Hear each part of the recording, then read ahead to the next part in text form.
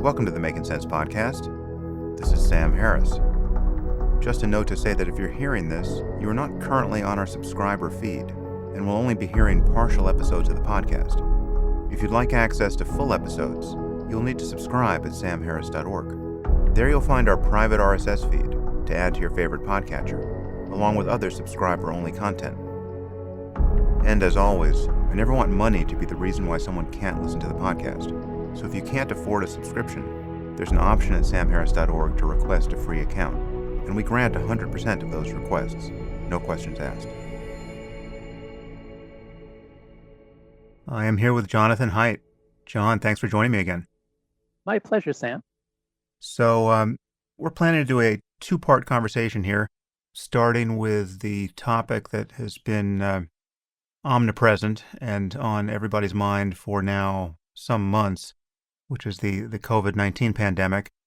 And, I wanted to talk to you about that just because of, your expertise in social psychology and the way in which it's informing or should be informing our view of political polarization, the fraying of societies, concerns about social cohesion, and everything that is a kind of knock-on effect of or a potential knock-on effect of the immediate concern here, which is epidemiological and economic.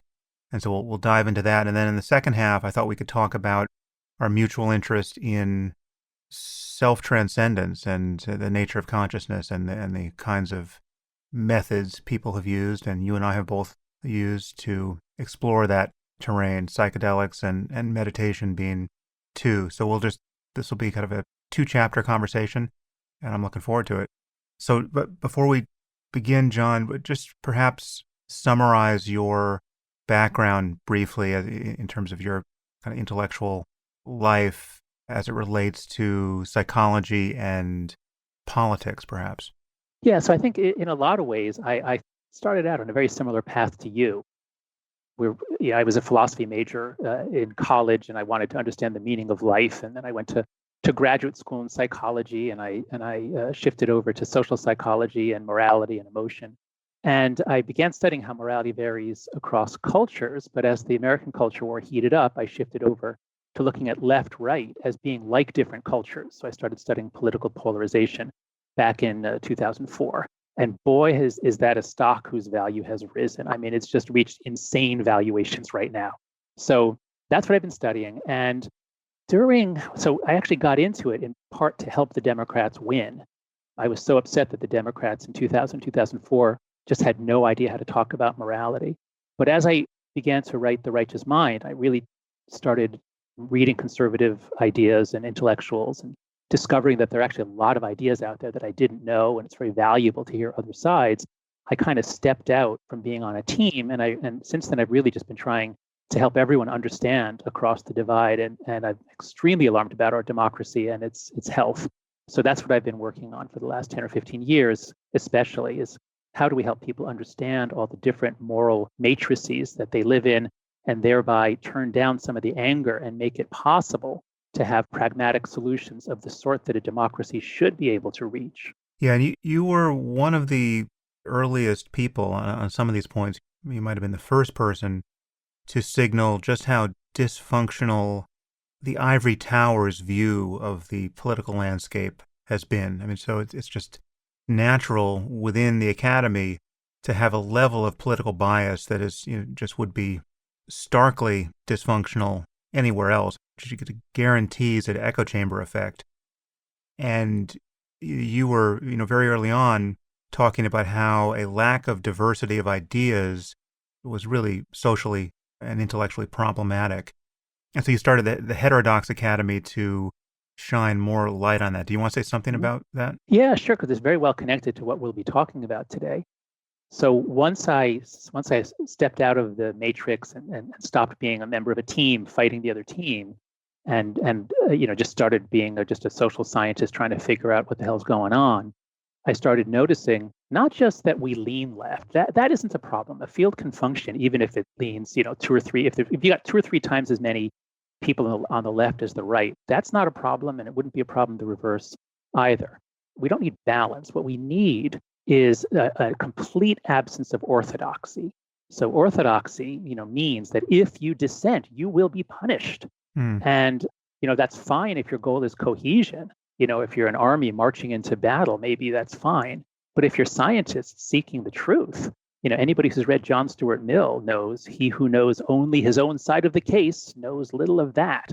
So that's what alarmed me. As soon as I started looking at the polarization in the country, I saw it happening in my own field of psychology and saw it happening in most of the social sciences and humanities. And I could see orthodoxy, I could see bad social science thinking, and I started getting alarmed by it.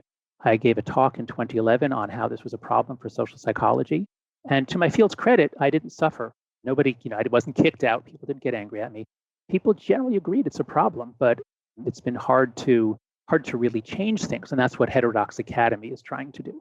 Well, it was a problem way back then, but in 2016, the reckoning really seemed to happen because what we witnessed there was a country divided along seams we had seen before, this heartland revulsion against the coasts and against the cosmopolitanism and elitism or perceived elitism of big cities and, their liberal inhabitants. And Trump managed to magnify that divide to a degree that I still think we're trying to grapple with what happened there and trying not to repeat the same psychological experiment over the next 6 months. Well, and then I should also say that now the pandemic has somehow, if it were possible to amplify that dynamic, it has. That's right. So how are you viewing the current moment and what this quasi-quarantine has done to further expose this intellectual and tribal schism in the country? Yeah. So to understand where we are, you have to go back at least to let's go all the way back to the 1950s and 60s when America was pretty unpolarized. The post-war world was historically, it was quite unusual. In the mid-20th century and having very low levels of polarization. There were liberal Republicans, there were conservative Democrats.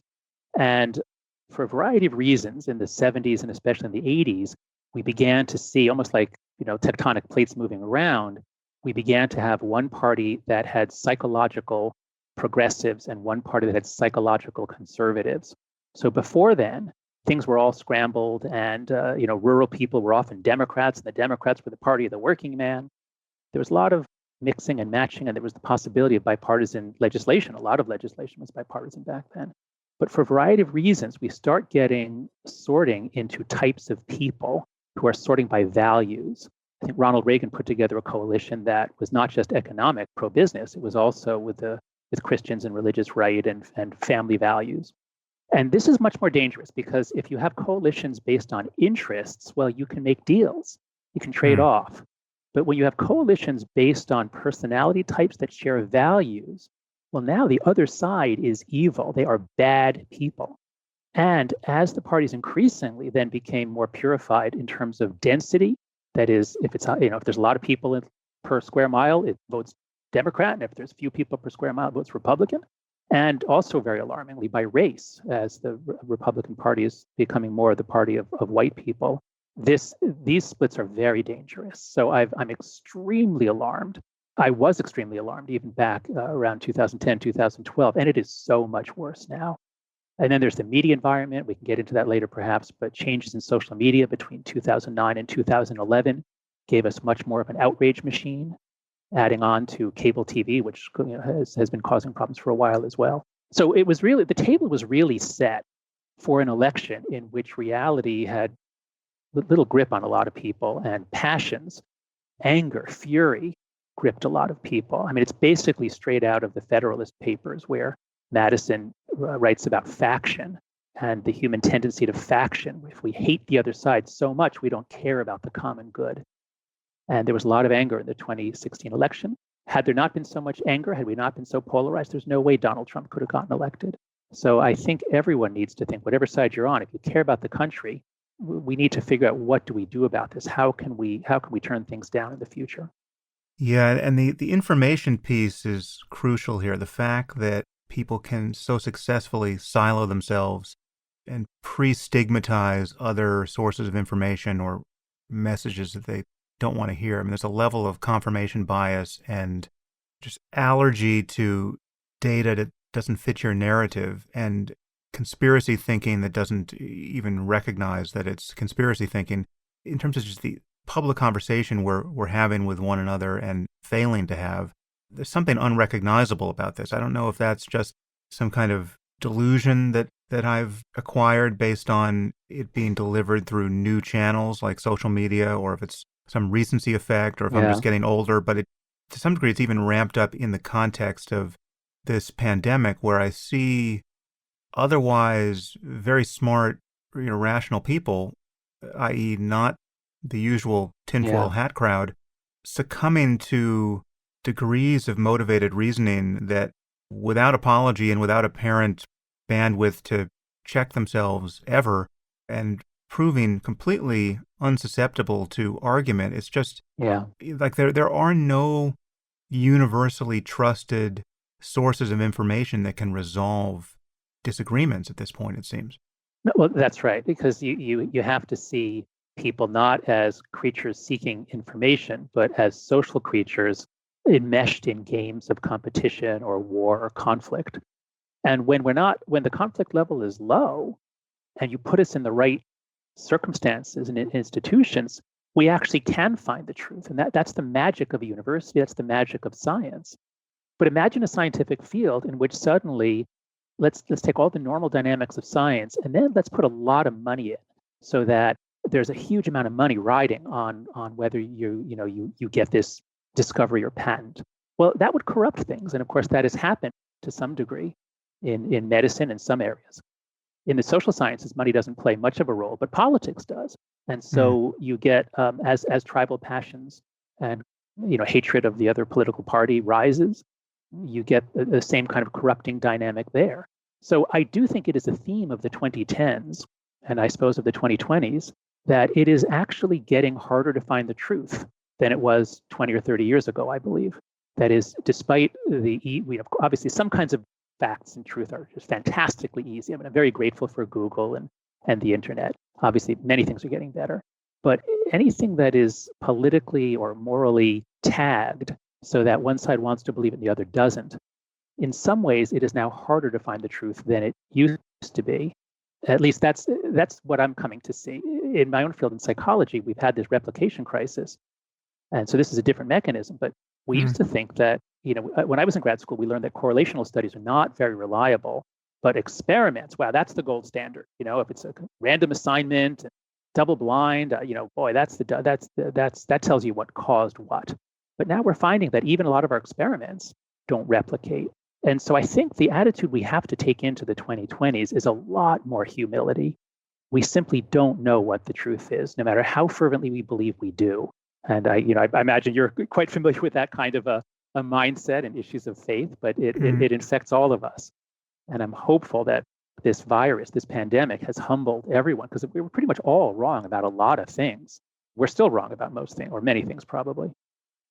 Yeah, this has been an interesting ordeal of epistemology, really, this pandemic, because we've been dealing with patently unreliable information, rumors leaking out of China, and then the overt attempt to suppress those rumors or a message against them by a communist regime that has every reason to worry about the perception of it in the world. And then, all of the tribal spin given to that circumstance by our own politics. We have a completely deranged president who is concerned about, the stock market and its effect on his chances of reelection. We have a personality cult amplifying, every one of his errant ideas. Yeah. But then we have just all these different vested interests and people without much political partisanship exposed to very different or likely very different outcomes with respect to the single variable of deciding to lock down society, right? So you have people whose businesses can still be maintained once we lock things down, and then some of them even improve, right? And then you have people for whom every aspect of economic life is going to grind to a halt, and these people may, on either side of this divide, they may be equally reasonable and equally respectful of science, and yet you can see the consequences of your economic concerns trimming down your ability to think clearly about what the data is suggesting at any time point. It's been very interesting to witness.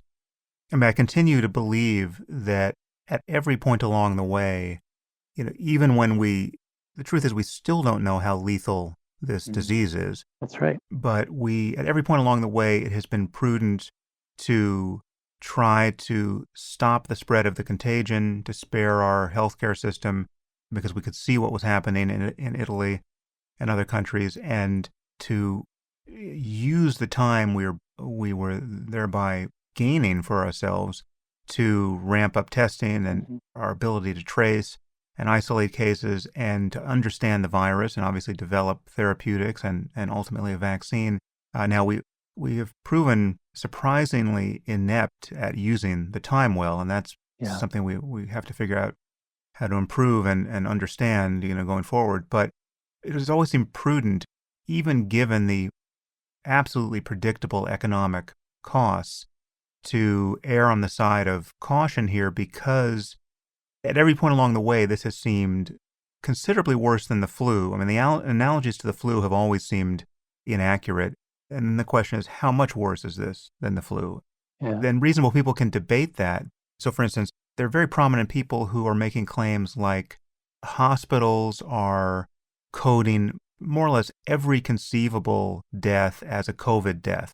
So the mortality statistics are completely fake right now. Whether this is, I'm sure that's happened in a few places, but this is either a very dangerous conspiracy theory or something we have to get to the bottom of immediately. And it's very hard to tell, right? I mean, so you can't figure this out in 2 hours. And who would you trust to put this claim to rest or not? The New York Times isn't good enough, apparently. So, I don't know how you think about how we move forward in this space where there are very few trusted gatekeepers of information, and the disparity between believing one thing and believing its antithesis is enormous. That's right. I'll go with you on your analysis on the first few weeks or month or two of this, which is that as long as we didn't know much about this thing, we didn't know what the death rate was. It could be 3%, 6%. And for God's sakes, our doctors didn't even have masks. So I think there was really no dispute that we had to do lockdowns at first when we just didn't know what was going on and we could not deal with it. We had no idea where the high water mark would be. And I'm sitting here in Manhattan where everything is peaceful and the streets are quiet, but it was pandemonium in the hospitals and we had no idea how high the wave of death was going to crest. And I think to their credit, Americans actually really did accept that. I mean, Americans really did. I was surprised that I think in those first weeks, we actually did get, obviously not like they did in China or other places using a lot more force, but Americans did go along with it. And the surveys still show that most people support that. But once we got through that first wave with enormous economic cost, which is also a personal cost, now I think there are at least real alternative views that need to be discussed. And if we had some sort of a reasonable, rational media system, reasonable democracy with reasonable discourse norms, we could actually do it. What I mean is, especially say the Sweden model, it is at least reasonable to say, okay, they're doing it differently in different countries. Well, let's look. How does it work? Do they get immunity faster? So as long as there was so much unknown, it actually would be really important to listen to the other side, to listen to critics. And that's the way that we all get smarter is by having our confirmation biases challenged. So I'm a big fan of that. Now, unfortunately, we live in this crazy funhouse, madhouse in which, as you said, there are national interests trying to distort things. There are Russian operatives trying to use rumors to divide us. We have a president who, when George W. Bush gave a call for us to come together, it was a beautiful call from a former president, and for Trump to attack him on the spot, that to me was one of the several just horrible low points of this whole thing. It also just shows us how far from normal politics we've wandered, because here we have a current Republican president vilifying a previous Republican president who's making nothing more than a call for national unity and a transcendence of partisanship. And the current president can't even transcend his own Yeah. thin-skinned No, that's concern. right. I know when that happened, I didn't get angry at all. I was laughing. It's like, oh my, this Amazing. cannot be happening. This cannot be Yeah. happening. So no, we are so far beyond, we're just so deep into the absurd. And so, yeah, that's what we have to figure out. Let me just put one distinction on the table is most Americans are pretty reasonable. Most Americans are not that polarized. You have to distinguish between the average and the sort of the dynamics of the system. And so let's take one example on a college campus. Most students are pretty reasonable, but we've been, because of social media and other things, the people who will use social media or mount protests can have a disproportionate voice. Same thing in a democracy. There's wonderful work by a group called More in Common, a British organization that surveyed America. They've done really wonderful work on studying polarization in the United States. They find that Americans fall into about 7 different groups based on their political attitudes. And 4 of the groups, which is a large majority, they call the exhausted majority. And these are people who are quite reasonable. 2 of the groups are on the left. One is centrists. One is people who are just disengaged. So most Americans, you can't blame most Americans, but because of the nature of social media, the nature of Congress, the nature of cable news, various people have megaphones that are pursuing either commercial interests or ideological interests. And so you get absurdities, like Fox News saying, that remdesivir is bad and chloroquine is good. And this is after the scientific studies have come out showing the reverse. So what I'm saying is don't give up on Americans, but it's almost time to give up on the system or the network that we have. And by give up on, I don't mean that there's no hope. I just mean man, we can't just go back to normal. We got to dig deep, figure out what's wrong, and fix this so that this becomes the bottoming out, that 2020 becomes the worst year in a long time, and that something changes by the end of this decade. How do you view the next, let's say, 6 months? So the next 6 months is overshadowed entirely by the 2020 presidential election, right? It's just going to be politics all the time. When it's not pandemic, it'll be politics. Yep. And we, obviously don't know how much the economy is going to unravel in the meantime, but it seems like it's poised to unravel to an impressive degree. I mean, we're certainly flirting with a real depression, if joblessness numbers are any indication. And again, the most hopeful predictions for a vaccine, which is really the only thing that will fully reset our circumstance with respect to public health, nothing arrives before something like, it would be a miracle if it arrived in January, right? And even that is, very few people are imagining that it's sooner than a year from now. And again, we've got to remind ourselves of how amazing that would be. I think the fastest vaccine we've ever developed was 4 years for the mumps, and the average is 15 years. 1 year would be a massive breakthrough. And let's say we improve on that, and we get a vaccine by January. Still, we have this period where not just our country, but the entire world has been pitched into a circumstance of real uncertainty, financially, economically, and I think as a result, politically. How are you viewing the next 6 months? And I mean, there's just so many concerns on the table. Like, how do we even have a safe election, right? No, that's if right. we can't vote by mail, right? How do we get people to actually vote? What are you thinking about for the next 6 months? So, I completely agree that it's going to be all pandemic and Trump all the time, with just sideshows over Biden and other things here and there. So there's no chance of the fever breaking until after the election. I'm certainly hoping that Trump is not reelected. I think that as many people said, there are adults in the room. In the first year or two, there were many good people in government, and I think there are not so many of them at the upper level anymore. So the point is that the craziness we've seen in the last year or two, would get even worse. So I think that if Trump is reelected, I think the damage to our democracy and our reputation in the world, our standing in the world, I'm terrified to think what would happen. Yeah. If Biden wins, or there could be some route in which he's not the nominee, or who knows what's going to happen. But if Biden wins, it would be great if we had a bold and inspiring leader. And I'm not expecting that Biden will rise to that level, but who knows? There is of course, there's a chance for a reset of a lot of things. It's very hard to predict how things would play out.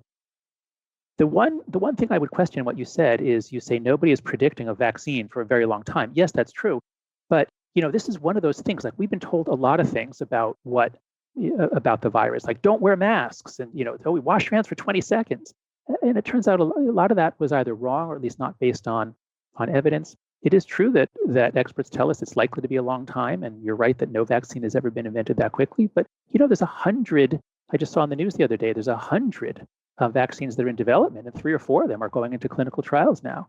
And of course, there's no way we're going to follow the old protocol where we inoculate a lot of people and wait a year to see how many got sick. No, we're going to do challenge trials. People are going to volunteer like crazy to be infected with the virus to see if they have the immunity. So I just raised this as just one example of how a lot of things that are put forth as facts about this, you have to at least actively look and say, okay, is this really a fact? Do we really know this?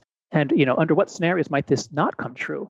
And of course, suppose one of these, there's one just starting at NYU. Just I saw it on the news on Friday. They're injecting, they're giving the vaccine to people this week, and then they'll start exposing them, or some of them, I think. I'm not sure what the plan is exactly, but they'll have an answer within a couple of months.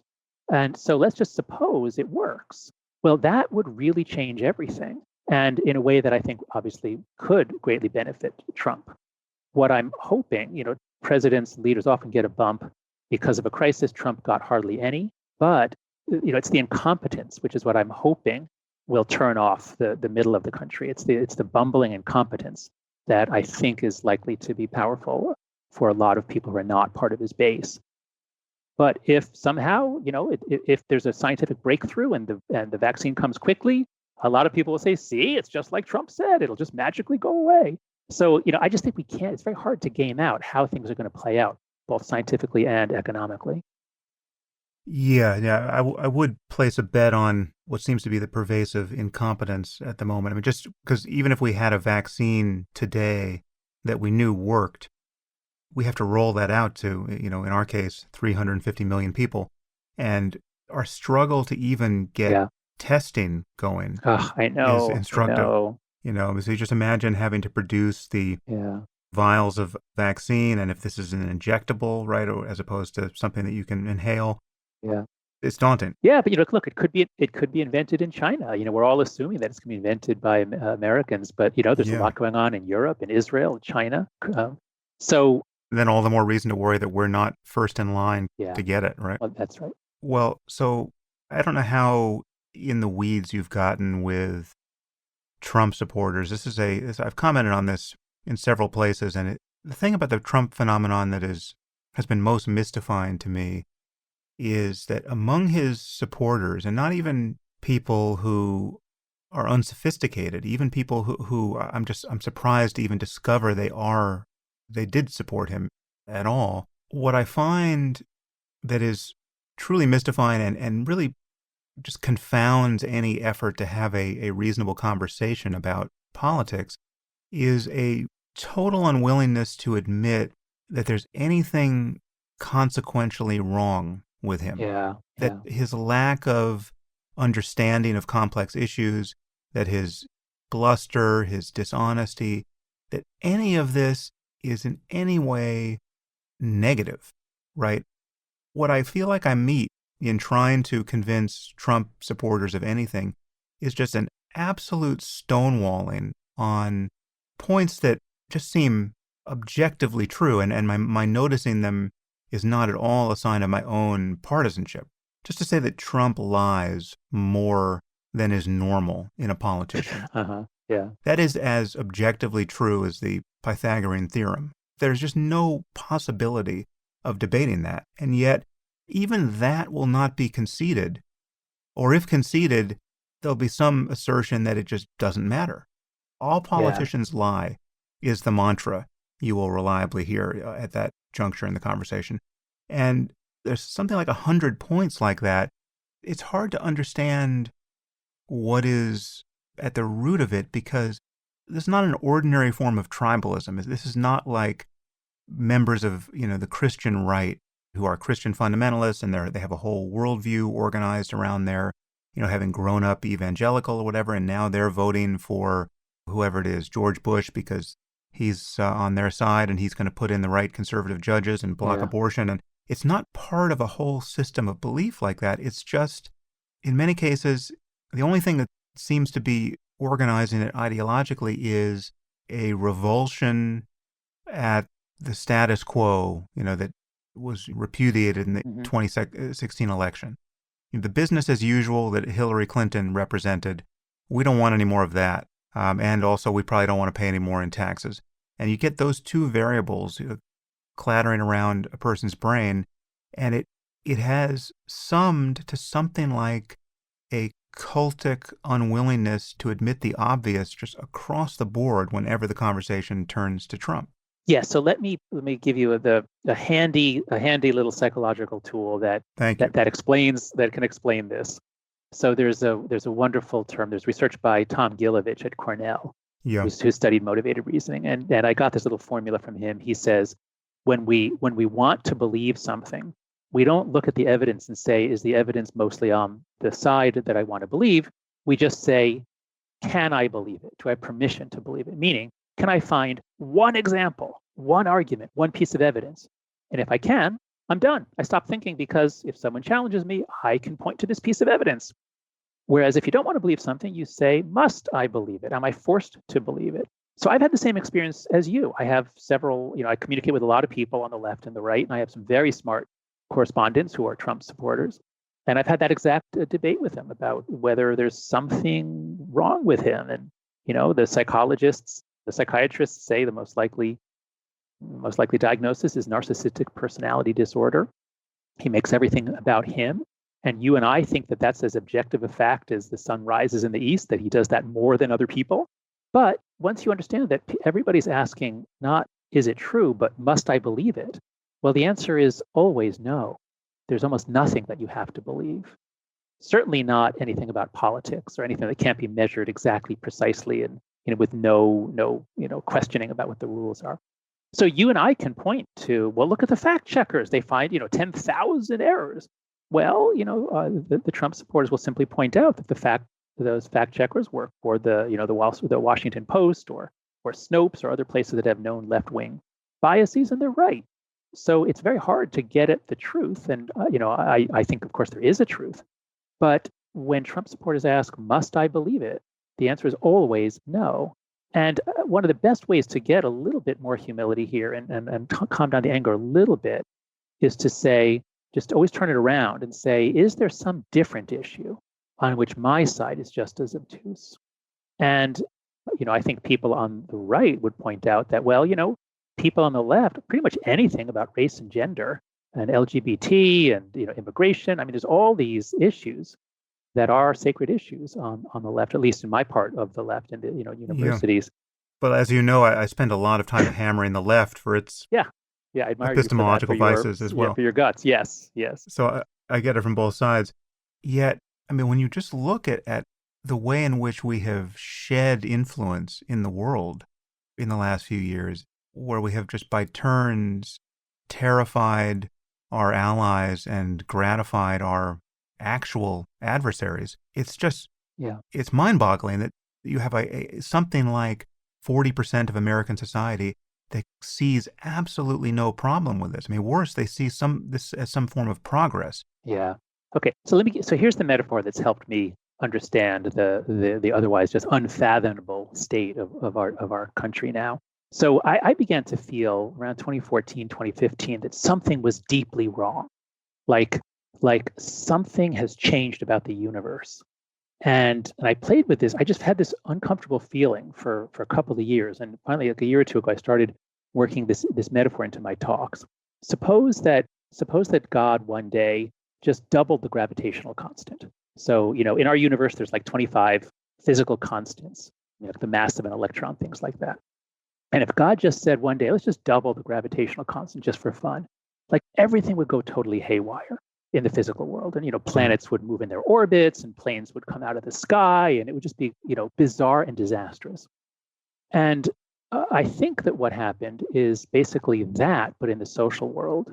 And that is, connectivity is generally good, but we're now hyper connected. So that's changing a basic parameter of the universe. We're so connected, but it's more than that. It's not just, like, oh, we're, because giving us telephones and email. I mean, we've been getting more and more connected for centuries, and that's generally been a good thing.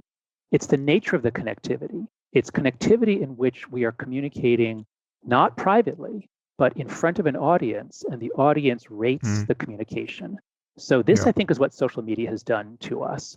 That is, when Facebook and MySpace came out, it was just, look, here's my page, here are all my friends, here are the bands I like.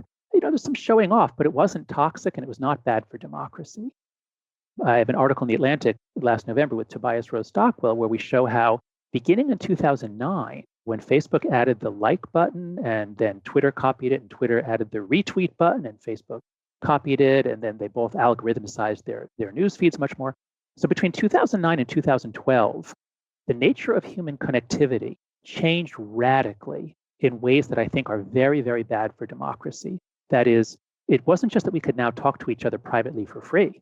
It's that a lot more of our conversation was now in public being rated, which means it was inauthentic, often dishonest, and with a lot more intimidation. I hate Twitter. I hate going on Twitter. I'm also fascinated by it. And it's like opening a garbage can and watching rats and cockroaches fighting, and there's something fascinating about it. But things really changed after 2012. And the Russians noticed it, and they've been trying to mess with our democracy for 50 years. In 2014 is when they realized, hey, there's this great outrage machine that the Americans have built for us. And we don't have to go over there. We don't have to fly agents over to mess them up. We can just sit here in St. Petersburg and do it. So, I think that, I hear your incomprehension. I hear your frustration. Things are terribly wrong. And we could blame those Trump supporters. We could say they must be insane. They must be badly motivated. But that's not likely to be true. They're likely to be normal human beings. And so I think we have to look elsewhere. That's why I'm so mystified, because, the people I have in my personal life who are Trump supporters, I know to be, smart and well-intentioned. And it's just that they're completely aloof with respect to all of the downsides of his personality and what, to my eye, are the obvious risks being magnified by those downsides. Yeah, what an amazing species we are that we can believe such obviously false things. I think there's some people who've done some work on that. Yeah. So, I agree that the style of communication, and it's created an information space where it really is just total war all the time in information terms. That's right. Yeah, and that's no way. Yeah, and I don't think our democracy can survive that. I think that if things keep going the way they're going, our country is going to fail catastrophically. I'm not predicting that it will, because I don't think things will keep on going the way they're going. But the trends are really bad, and they've been really bad for at least 10 years, more than that even. So what would you change? I mean, if you could actually get Jack Dorsey and Mark Zuckerberg and other people to just take your advice, what would you change? So there's all kinds of systems I'd change, including elections and Congress and all that. But if we're going to focus on social media, Tobias and I offered a couple of suggestions. The most important single thing that we think needs to change is there has to be some kind of identity verification for our major platforms. We're not saying that you have to post with your real name. We understand that there's often a need to use an avatar or a fake name. But if democracy is moving into a virtual public square, if what's fundamental to our democracy is how we engage with each other, and we're no longer doing that in newspapers and real public squares, we're now doing it on Facebook and Twitter and Instagram, places like that. I think these places have an obligation to create a kind of public square that fosters some sort of understanding, some sort of working out, and that really cracks down on intimidation. It is stunning to me that you can make death threats, rape threats, racist rants. You can say anything you want. And the worst that'll happen to you is, eventually your account will be closed down, and then you could just make 10 others with no verification. And the Russians figured this out long ago, and a lot of Americans do it too. So if we're serious about having a democracy that has a public square, and that public square happens on these platforms, I think there has to be at least enough skin in the game that, or accountability, that when people open an account on Facebook or Twitter, or Instagram, or any of the major platforms, let's suppose it worked like this. The platform would send them out to some other entity. Maybe it's a non-government agency entity. It's a nonprofit. The internet has a number of those, and that entity just verifies that you are a real person associated with a country and that you are over 18 or not. If you're under 18, it would, there might be another cutoff like 13, because right now any 11-year-old can get on any platform that she wants to, and that's a whole nother set of issues we can talk about, is mental health effects on girls and all kinds of other effects on teenagers. But I think that's the most important thing, is that we have to reduce trolling, intimidation. I don't want to go into a public square where anybody can hit me over the head or throw acid in my face and run away laughing, and there's nothing I can do about it. That's number one. Yeah. So is there a tension between that and our, broader concern about free speech? I mean, obviously these are private platforms and they can regulate speech however they want, but given that they're essentially becoming internet infrastructure, and they are becoming a kind of public square for which there's no alternative, the erring on the side of just basically defaulting to the Constitution has seemed tempting. Yeah. How do you think about free speech concerns? Sure. So I would hate to live in a country in which if somebody espoused an opinion that somebody else or the government didn't like, that person could be arrested or punished. So to me, that's the core of free speech. There are no thought crimes. There are no speech crimes other than obviously intimidation, threats. There are certain categories that are not constitutionally protected. So I don't want a solution in which platforms have to look at what you say and judge each thing you say. What I'd rather is that it's not focused on the thing you say, it's focused on the features of the space. And so as long as we allow anonymous trolls in, well, do you have a constitutional right to say whatever you want without anyone knowing who you are? I don't think so. Do you have a right to reach millions of people? No, you have a right to say what you want without being punished. But as is sometimes said, freedom of speech does not mean freedom of reach. The platforms are under no obligation to let you reach millions of people with claims that chloroquine is a miracle cure. That's not free speech. So I think just these platforms, they're not individuals talking in the public square, and they're not newspapers. They're somewhere in between. And our law doesn't quite account for that yet. But I think just as we have a lot of responsibilities placed on newspapers and magazines, I think we need some sort of in-between thing for these platforms. And that means, no, you can't just open 100 accounts and say whatever you want all day long and attack people without anyone knowing who you are. Right. So now what are your thoughts about the 2020 election and, now the concern about the Biden campaign and his viability, really on two fronts. I mean, so that we have the Tara Reade allegations, and surrounding those, we have this fairly credible charge of hypocrisy against the left, because, we're on the left, we're all about Me Too and believe all women. But then the inconvenient woman shows up making fairly shocking claims about the only candidate standing between us and 4 more years of Trump. And what we see is either a massive disinclination to even hear the allegations, and once that becomes untenable, what we've now seen is an analysis of the allegations that does frankly suggest a kind of double standard where we could go hard against Brett Kavanaugh when he was nominated for the Supreme Court based on more or less nothing but the fairly dim memory of one person, and we're in a similar situation here and behaving rather differently. I mean, the way I reconcile this, is just that I think Trump is so dangerous. I think 4 more years of him would be so awful for many of the reasons you mentioned. And I do think there's something especially awful about doubling down on Trump for a second term. I mean, what that says about our country. That's right. It would validate that it wasn't a fluke. We really meant it. Yeah, that's right. We know exactly what we're buying here, and we're going to buy it again for 4 more years. Yeah. I mean, it's just, I don't know how American standing recovers. I mean, we would literally have to have the Messiah come for 2024 to reboot.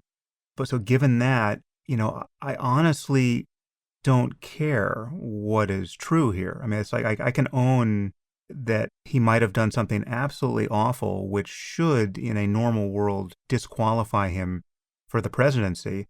I don't feel like I know that. I don't feel like I don't know that. I just feel that whoever Joe Biden is or has been, he's better than Trump. Yeah.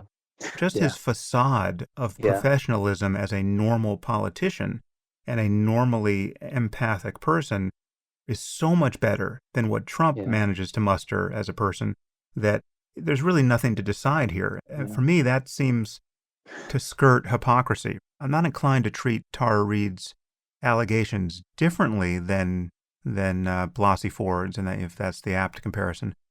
It's just that the context is so different that in this case, they don't matter. Yeah. I consider this a political emergency that only has one adequate resolution, which is somebody other than Trump becomes president. Yeah. So without getting into the details, I have not been following the story closely enough to have a view about what might have actually happened. But the key thing that I would want us to focus on here, if you're asking about the implications for the election, is enthusiasm, passion, things like that. So Trump won the election. He didn't in 2016, not because people loved him and wanted him, but because we have negative partisanship in this country. That is, since 2004, we vote more. Political scientists tell us that the strategy for president used to always be you run to the outside to get your party's nomination, and then because America is a fairly moderate country, you have to run to the center to win in the general. And in 2004, Karl Rove correctly calculated that the center had shrunk so much that the key was turnout. And so they went with gay marriage to try to inflame the evangelicals, and it worked. They got higher turnout on the right. So since then, that has been more of a winning strategy, and negative partisanship, voting against what you don't want, is more powerful than voting for what you do want. And that, I think, explains how Donald Trump was able to win in 2016 when it seems as though he didn't even want to win. He made no preparations for it. He didn't spend any of his own money. He didn't campaign that hard. So Hillary Clinton ran a terrible campaign and against someone who wasn't trying to win and was a complete mess and had no ground game and didn't play by the normal rules. And even though she won the popular vote, he still did win by the recognized rules of the game. So, and that's because her people were not passionate. And the tone in your voice just before when you were saying why, of course, you're going to vote for Biden was similar to what a lot of people were saying about Hillary. Obviously, there were very different issues, but people weren't passionate about her. But they would say, well, yeah, but she's better than the alternative. So that is how Trump won. It should have, he should have lost in a landslide, but he didn't. My fear is that while Biden is not an inspiring candidate, I do believe the people who've known him for a long time who say that he's a fundamentally decent man. That doesn't mean that he didn't do something inappropriate with a young woman in the Senate. I have no idea. But there's not a lot of enthusiasm for him before. People generally like him. Democrats, I think, were okay with him, but a lot of groups were not. And it was the big question was, will the people who wanted Bernie Sanders or Elizabeth Warren, will they come back to vote for him in the fall? And now you add in this, which is going to alienate a lot of people, particularly women, and particularly young women for whom these issues are much more salient these days. So I'm extremely concerned about the fall election because I think the Democrats, the Republicans, I was fully expecting the Democrats to win, no matter who the nominee was, unless it was Sanders. I was expecting the Democrats were going to win because of the passion issue. But now I don't know. I don't know what's going to happen. And if Biden is not, if a number of constituencies are not enthusiastic, they're not going to turn out, especially if there are still risks to turning out, and especially if mail-in voting is not easy and universal. For God's sakes, it's during a pandemic. Of course, we should all be voting by mail, or by internet, or by other remote methods. But everything's so politicized, and there's so much incompetence that may not happen. So I don't know what is going to happen, and it's another reason for alarm. What about the perception? This is the second thing that's dogging Biden: the perception of his senescence, essentially. I mean, he's obviously lost a step with respect to his speech and memory. And again, we're in an environment where there is an asymmetry here with respect to the way his glitches play to the average audience and the way Trump's glitches play. I mean, Trump is a producer of word salad Yeah. much, if not most of the time, and yet it doesn't make him seem old. No, That's that's just right. more Trump, right? It's like he's got the energy of a 20-year-old on Adderall, Yeah. so he's full of life and he's just chaos, whereas every single glitch, every hiccup in his speech for Biden, you're holding your breath hoping he can get to the end of the sentence. Yeah. The optics are so different. It's surprising. And I mean, this is the other thing that worries me. No, that's right. This is why I was not a fan of Joe Biden. I mean, I like him personally as a person. I agree with you. He's a reasonable person, but he ran for president twice before, and he was a bad candidate. And he's not a good campaigner. He's not eloquent. And as a psychologist, what I can add is that the research on cognitive aging is just stunning. People are at their peak in terms of fluency and speed in their 20s, and then it's kind of downhill from there until you get to your 50s or 60s, and then this downward slope accelerates. So in your 70s, it really accelerates. So most 70-year-olds are still doing okay on cognitive tests, although they're not nearly as sharp as they used to be. But as you go beyond 70, by the time you get to 80, most 80-year-olds are not doing so well. Obviously, some are. But if Biden was not a good candidate long ago when his brain was much younger, I think there's not much reason to think that he's going to be much better now. And I think we're seeing the signs of that. So as you say, it's also the issue of vitality, and that matters in politics. People want a vigorous leader, not one who seems frail or scattered. So for a lot of reasons, I think that obviously many Democrats wish they had a perfect candidate. Many Democrats think that there were better candidates. And with the Tara Reade allegations, now the candidacy is even weaker. So my God, is this a drama? I mean, just when you think it can't get more insane, it gets more insane. So who do you think he should pick for his VP? That I don't know. I've not given any thought to. I imagine that he committed to. Well, I don't know why, but he committed to picking a woman, I suppose, knowing that these allegations were coming. So once he's done that, I don't have. I'm not a political prognosticator. I can't read the horse race politics. I don't have a view on that. Part of your analysis of what social media has done to us and the new kind of balkanization of our epistemology you've spent some time focusing on the young. I mean, Gen Z and below. I mean, now we're soon dealing with a cohort of people for whom social media is as common a fact of the world as water, which is to say there's never been a time where they were without it. Yeah. And we're also having a younger generation that seems destined to graduate into a economic environment that is just as objectively punishing as any in our lifetime. I mean, when you think of what it would be like to be looking for a job in 6 months, unless we reboot here in some way that just ushers in a renaissance of a sort that will be fundamentally surprising, it's hard to see how we escape a fairly dismal economy for a good long while. How do you think about the cohort you're currently teaching as undergraduates? What's the near future hold? Yeah, so paradoxically, it could end up in the long run being good for them. That is, clearly it's going to be devastating to their economic prospects in the near term. And research on previous generations that graduate into bad economies shows that it does hurt their earnings for the rest of their life on average. So I'm not saying this is good overall, but the trajectory, the outlook for Gen Z was horrific. It was terrible. Their rates of anxiety, depression, self-harm, and suicide have been spiking upwards since 2012, roughly, especially suicide is up for both genders, but depression, anxiety is especially up for girls. And so Greg Lukianoff and I wrote this book, The Coddling of the American Mind. And we think the two major causes, there are many, but the two major causes are the vast overprotection, the safetyism that we put on kids in the 90s. We stopped letting them play outside. We told them the world was dangerous. We let them just play with devices inside. And the normal risk-taking, the normal adventures, the normal testing the limits of your physical abilities, and that we denied them beginning in the 90s and early 2000s. And so this, we think, is the major reason why Gen Z is coming out so much more fragile and depressed and anxious than the millennials were. So we're talking about kids born 1996 and later. The other factor we believe is too early exposure to social media. And here I actually have some news to report, brand new news. The long-running debate over screen time, I think, is actually nearing a resolution. That is, in the Coddling of the American Mind, Greg and I focused on social media. That's what we thought was worst. But we did sometimes refer to screen time, or that parents should limit screen time. And some other researchers pushed back on us and said, no, look, here's our evidence is that the amount of hours spent on screens isn't related to mental illness.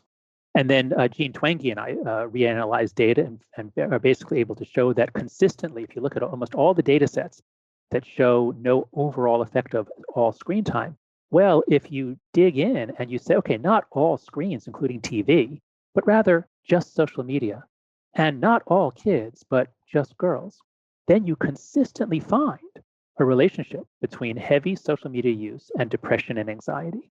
And it shows up in lots of data sets, lots of different studies, and experiments back this up, that when people go off of social media, they tend to get happier. So anyway, all I'm saying is, I don't think parents need to freak out about screens per se, if what they're concerned about is depression, anxiety, but they should still look out if what they care about is that their kids actually do other things, like go outside or learn to climb trees or go out with their friends in person, which of course will happen again someday, but not this year. Yeah, well, so what do you do with the fact that now a concern about the dangers, even invisible dangers out in the world, seems all too warranted, right? So now we have a cohort of kids.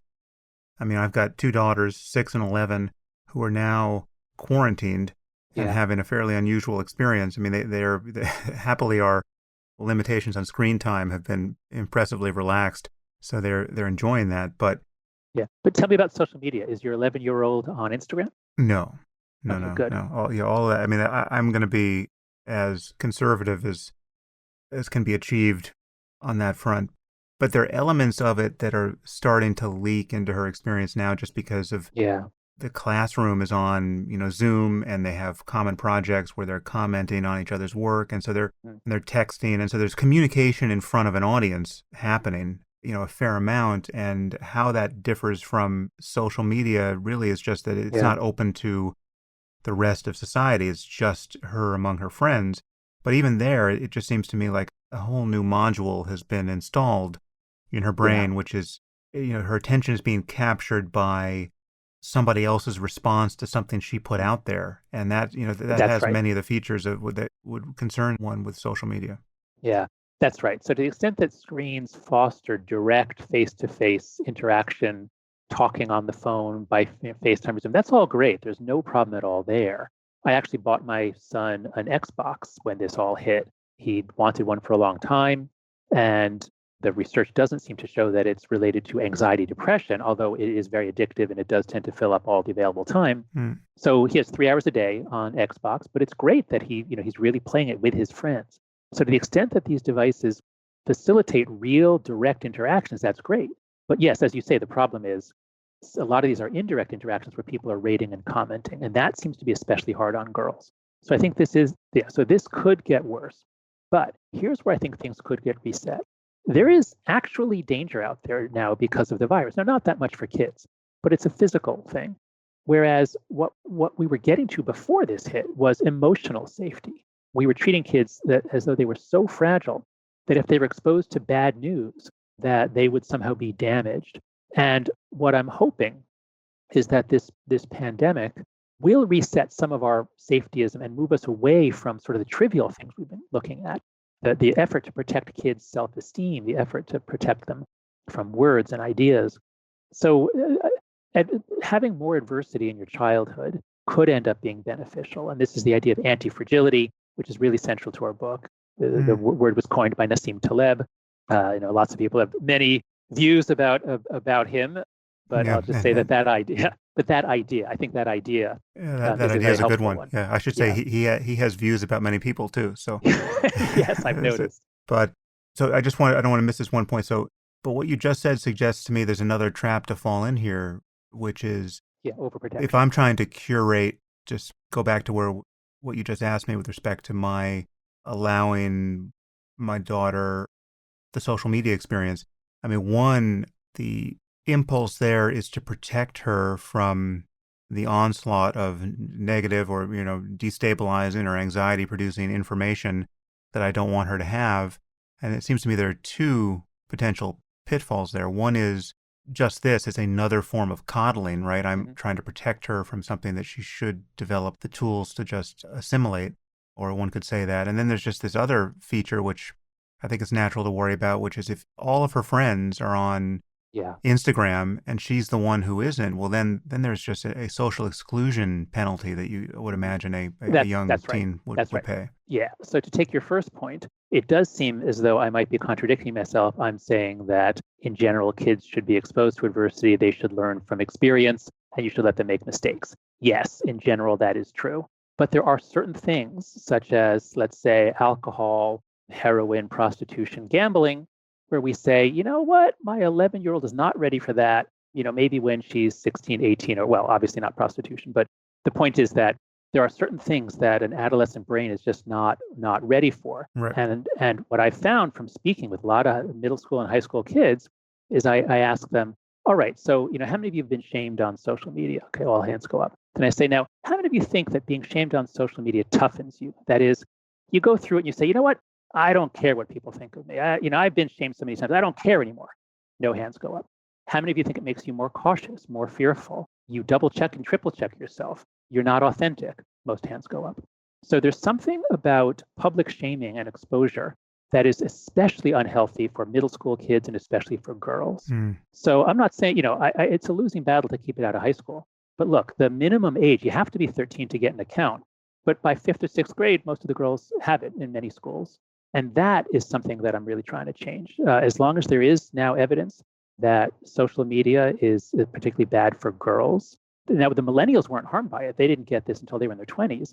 But I suspect that middle school is the place to focus. I think we really need to try to get social media out of middle school. And that would solve your second question.